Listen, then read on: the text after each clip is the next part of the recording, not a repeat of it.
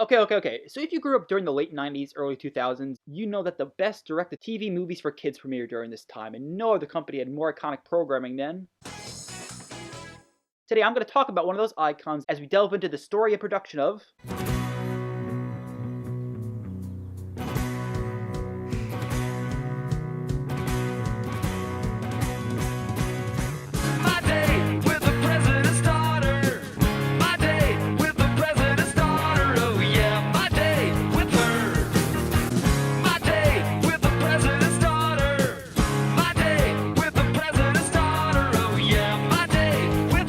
Holy crap, that song has no right being that good. Okay, so My Date with the President's Daughter premiered on April 19th, 1998 on ABC, though I, and I assume most of you watching this today, originally viewed it during its many reruns on the Disney Channel. Written by William Robertson and Alex Zamm, as well as being directed by Alex Zamm, there wasn't much information I could find regarding the production of the movie itself, other than it was ironically shot in various locations around Canada. Also ironically, the theme song was performed by a band called the Presidents of the United States of America. Coincidence? I don't know, probably. Now, other than the aforementioned theme song, I really can't say I remember much about the plot of the movie itself. So I guess we'll see together if this footnote in Disney history holds up to time. No. Probably not. We start off our story with the titular character herself, Hallie Richmond, who begrudgingly wakes up to face yet another day of having to play a role as a picture-perfect president's daughter. Dr. Phil, is that you? Can't I stay home just this once? Honey, your father's doing a speech on family. And it would be nice if the people could see his family.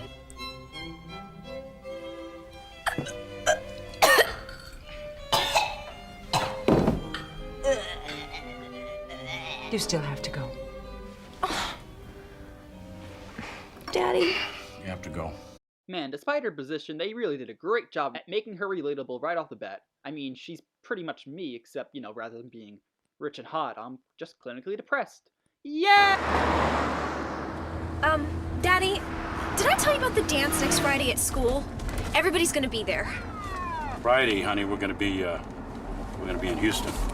But Daddy, it's the last major dance of the year, and I've already missed all the others. We learn how he hates being the president's daughter as she misses out on just being a regular kid and isn't able to go to her school's dance. More than that, we learn the vice president's son Reed is always trying to get with her. I hate Reed. He's always trying to make a move on me. Hallie. Which her parents are surprisingly okay with? Oh, and speaking of Reed... Most of the parents... Listen, there's a great new dance club opening up tonight called Club Alien. What do you say, you and me, huh? Sorry, I don't date out of my species. You don't date at all. Come on, it's not like you've got any other options. Thanks, I hate him. Has my family leave package. Show America. What the fuck? Want to do another take of that there, bud? No? We're moving on? Oh, okay.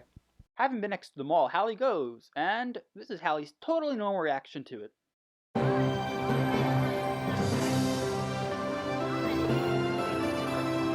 Wow. What? I mean, she's been to a mall before, right? It's not like she's been the president's daughter her entire life, and even then, has she just not been to a mall since he was elected? You know what, whatever, let's just continue. Anyways, it's here where we meet Duncan. Excuse me, sir. You have change for $1? Actually, let me grab that, okay? Come on, give it up. Give up the change. There's some. You're cheap. 50 cents? 75 cents. Come on. There it is. There it is. Come on, Duncan. Okay, no joke, that was actually pretty cool. Now, none of the names of the cast members stuck out to me except for the actor who plays Duncan, Will Friedle, but I couldn't quite place his face to any role. But sure enough, he was the voice of Ron Stoppable and Terry McGinnis's Batman. Let's dance, bozo. I am not going to the dance. See, the dance is for morons. Wow, now he's relatable too. He's just like me when I didn't go to my prom because I didn't have a date and lied to myself that prom was for idiots too. This is when we meet our stereotypical 90s bully, Steve.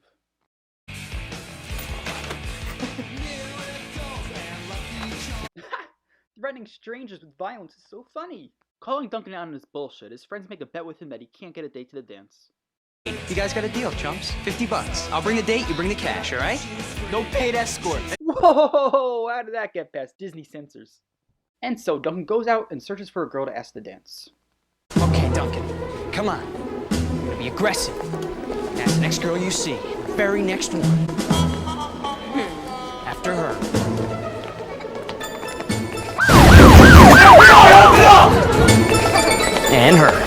Oh, never mind. And of course, that's when he sees Hallie. Which one do you think would look better on me? And be completely honest. Okay.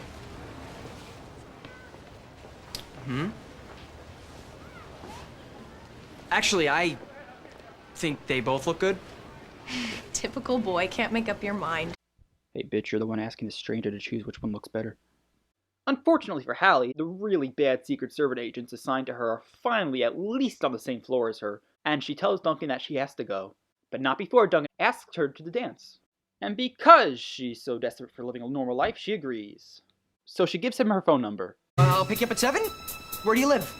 1600 Pennsylvania Avenue. It's a big white house, you can't miss it. Oh, or address. I mean, this was the late 90s and they had phones back then, but yeah, sure, address, but whatever. So Hallie goes home and informs her parents of her plans. Hallie, you can't go out with some strange boy you met in a mall. You know what, sir? I actually completely agree with you here. But Hallie sure doesn't, and sticks it back to her old man. You know, no one ever asked me if it was okay that you ran for president, even though it changed my whole life. Jesus Christ, she's already so unlikable. I mean, I kind of get it. Like, I get what she's saying, but like, check your privilege, girl. Luckily for Hallie, her mom takes her side and convinces her dad to let her go.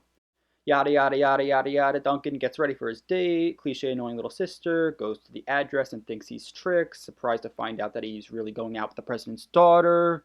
And then Duncan meets the big man himself. You will limit your dating activities to this list of pre-approved restaurants, movie theaters, and other securable locations. As it turned out, Hallie never mentioned any dance to her father, and instead told him that they were just going out to dinner and to see a movie. And, of course, they have a couple extra members going on the date with them. This is Rumpelstiltskin. We are heading west towards the movie theater with Snow White and the Frog Prince. Later at the movies, Hallie tells Duncan her plans on ditching her bodyguards.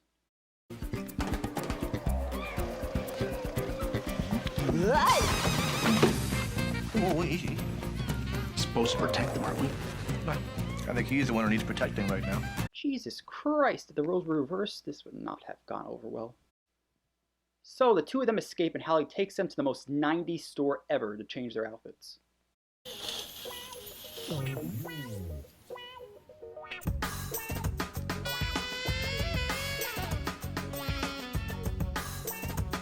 Ah yes, the old girl putting her hair down and suddenly becoming 10 times hotter cliche. Whoa. Unfortunately for our simp Duncan, he'll be the one paying for both their new attires. And holy shit, $730 for 2 outfits? What's your policy on returning items? There's no return on sale items. $730 and those were on sale?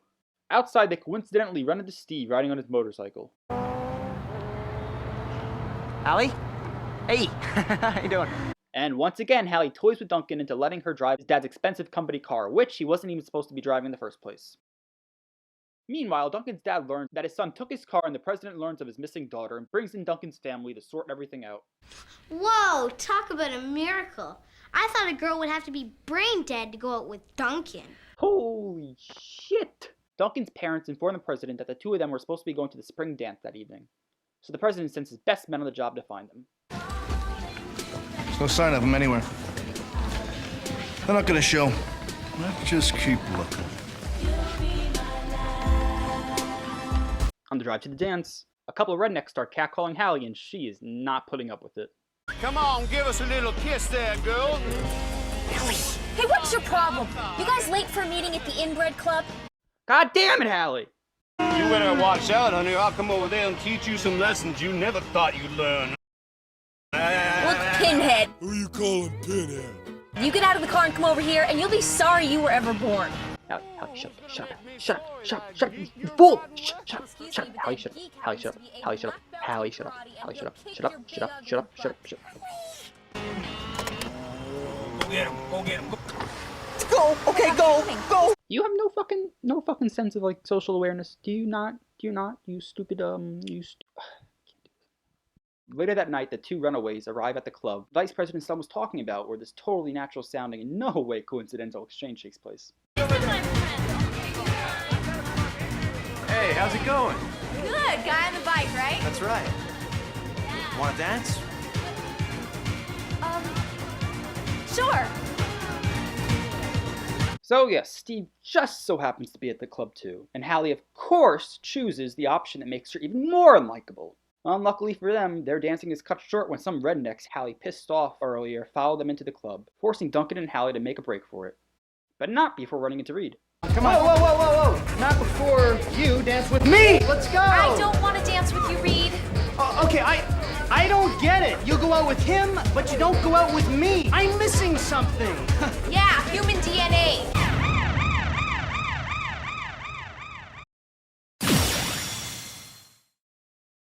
The rednecks catch up to them and Hallie tricks them into thinking Reed is Duncan, despite them literally looking nothing alike. Falco punch! Okay, I'm convinced that they just hired this guy because he made funny noises. Where'd she go?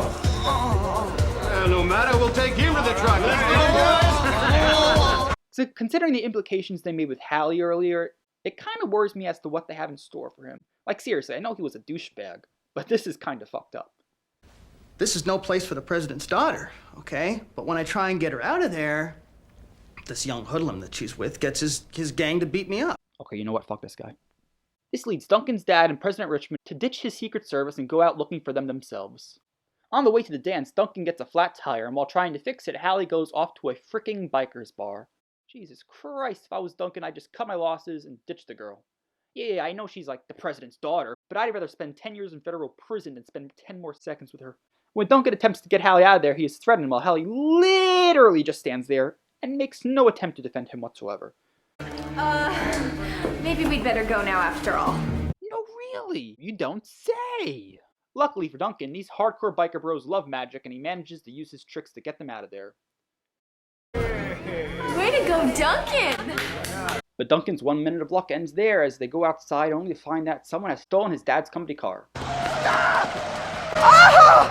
Oh, at least come back and kill me! Save my father the trouble! Okay, that line was delivered so perfectly. I'm really sorry about your car, Duncan. Oh, shut the fuck up, Hallie. While Duncan wants to go and make a police report, Hallie convinces him to take her to the dance, as they'll be in trouble anyway, so they might as well continue to make the wrong choices, which is just not good logic.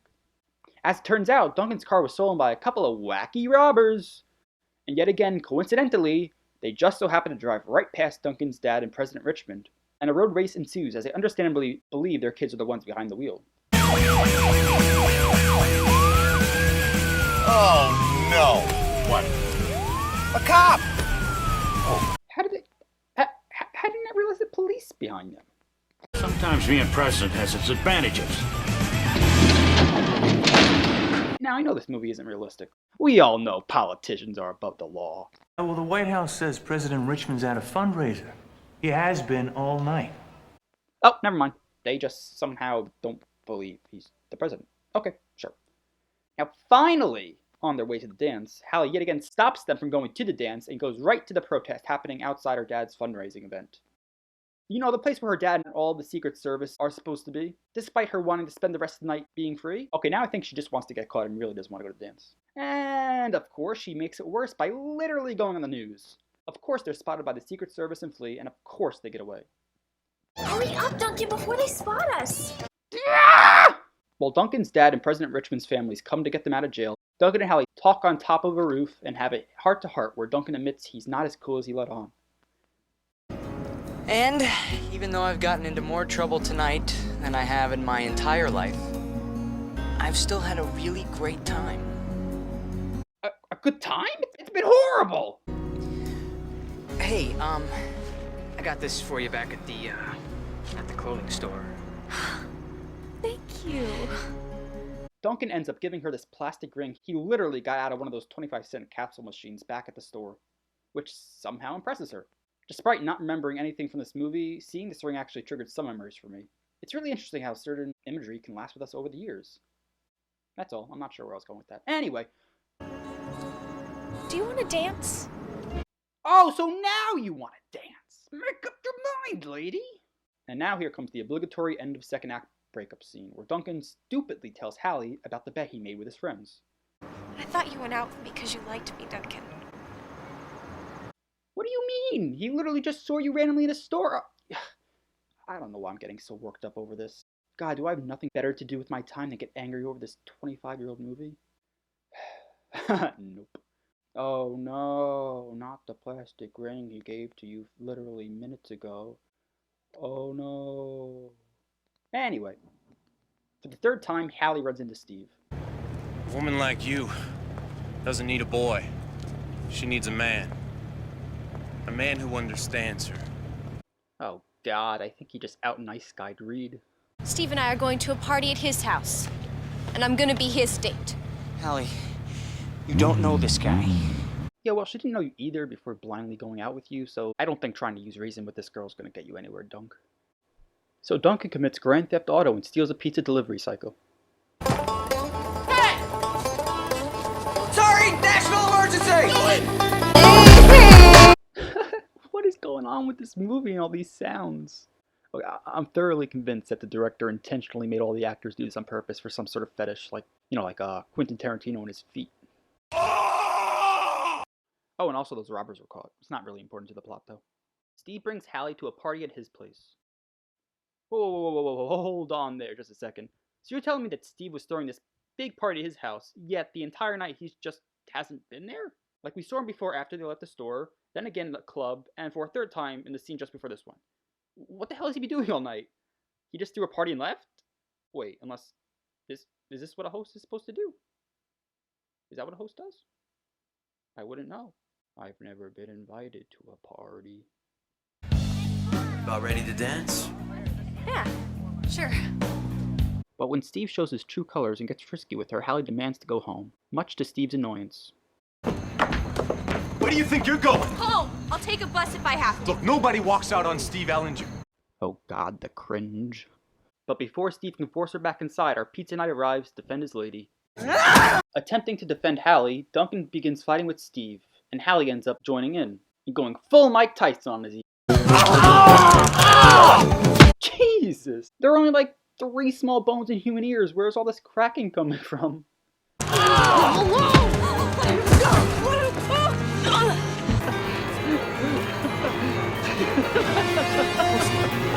Smile!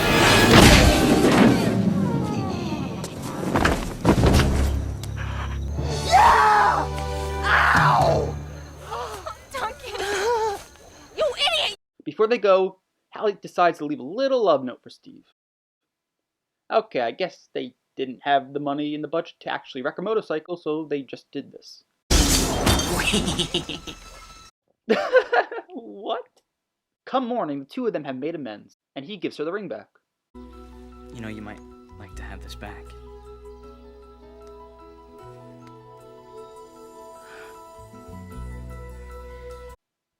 Okay, I guess that had some sort of sentimental value. Hallie returns home where she rekindles her strained relationship with her father after he and Duncan's dad bonded over the struggles of being a parent. And of course, despite being angry at him, Duncan and his dad make up too. Dad, look out!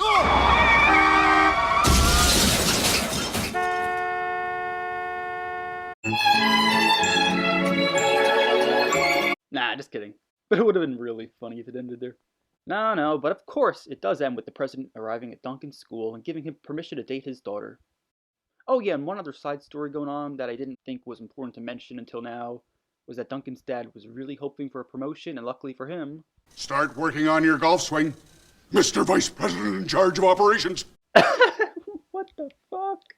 So, yeah, that was my date with the president's daughter. Does it hold up?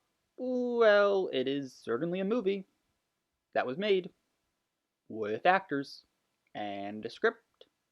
So, overall, aside from one particularly unlikable main character, my date with the president's daughter is undoubtedly peak 90s cringe, and I can't help but look back on it fondly despite its flaws. But there's no denying that this song is still bopping.